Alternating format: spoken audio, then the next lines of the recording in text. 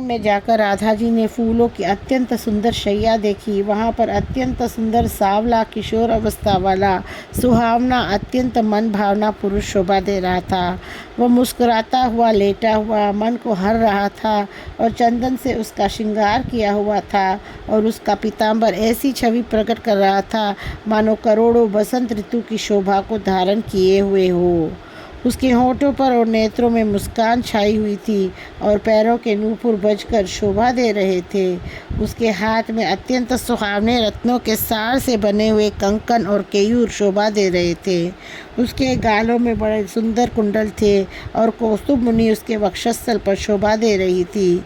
उनके दोनों नेत्र कमलों की शोभा चुराने वाले थे और चमेली की मालाओं की भीनी भीनी सुगंध वहाँ छिटका रही थी। बड़ा ही विलक्षण मोर पंख तथा मणि जड़े हुए सुनहली आभा वाला मुकुट शोभा दे रहा था। वह रत्न मंडप की ओर देख रहा था। राधा उनकी इस छवि को देखकर उन पर बली बली गई। वह आनंद से पुलकित हो गई और जब उसने गोद की ओर देखा तो वहाँ कन्हैया नहीं था। वही तो नई किशोर अवस्था वाला सुंदर शरीर धारण करके पलंग पर पौड़ा हुआ शोभा दे रहा था। राधा जी सब कुछ याद रखने वाली है, फिर भी वह अगाध प्रेम में डूबी हुई अत्यंत चकित हो गई। वह रासेश्वर श्री कृष्ण के रूप को ऐसे देखने लगी और बली बली जाने लगी जैसे चकोर चंद्रमा की ओर देखता है। उन्होंने बिना पलक गिराए हुए उनकी छवि रस का पान किया और प्रेम पूर्वक विहार करने का भाव उनमें भर गया। उनके सारे अंग पुलकित हो गए और आँखों में प्रेम की वेदना छा गई। कमल स्वरूपी मुख वाले श्री कृष्ण मधुर छवि से युक्त होकर तिरछी चितवन से देख रहे थे। राधा जी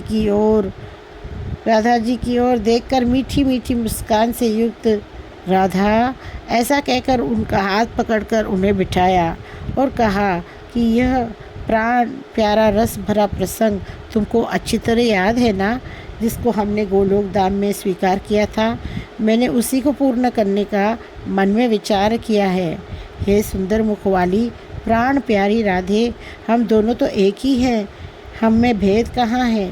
जैसे दूध और उसकी सफ़ेदी तथा भूमि और उसकी गंध अलग नहीं हो सकते, वैसे ही हम दोनों रस स्वरूप एक ही हैं। जैसे सुनार बिना सोने के भूषण नहीं बना सकता, वैसे ही मैं तुम्हारे बिना सृष्टि नहीं बना सकता। तुम ही सृष्टि का आधार हो और उसका अविनाशी बीज हो, किंतु हो तुम हमारा ही स्वरूप। जिन अधम पुरुषों को हम में तुम में भेद दिखाई पड़ता है, उनको कालसूत्र नरक का दुख भोगना पड़ता है। जो ब्रज की लीलाओं में दोष बताते हैं, उनके करोड़ों जन्मों के पुण्य नष्ट हो जाते हैं, और जिनको तर्क वितर्क भरमाता रहता है, उनकी 15 पीढ़ियाँ नरक में चली जाती है। तुम हमारी शोभा बढ़ाने के लिए आभूषण की तरह हो और तुम्हारे बिना मेरी दुर्गति हो जाती है। तुम्हारे बिना मुझको कृष्ण अर्थात काला कहते हैं और तुम्हारे साथ मैं श्री से युक्त श्री राधा कृष्ण कहा जाता हूँ। तुम हमारी श्री हो, हमारी संपत्ति हो और हमारी बड़ी भारी शक्ति हो, और मैं तुम्हारे साथ में सृष्टि के सभी बीज स्वरूप मैं हो जाता हूँ, और तुम हमारी ज्ञान बुद्धि और बल हो, यद्यपि तुम हमारा ही स्वरूप हो। हम दोनों एक साथ ही ज्योति स्वरूप परमात्मा बन जाते हैं और हम दोनों निराकार भी बन जाते हैं, जिसे कोई नहीं जान सकता।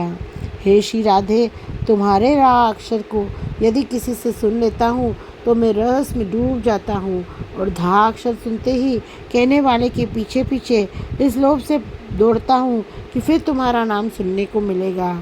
16 उपचारों के सहित जो मन लगाकर हमारा पूजन करता है, उससे भी अधिक वह मुझे प्यारा होता है जो राधा राधा की रट लगाता है।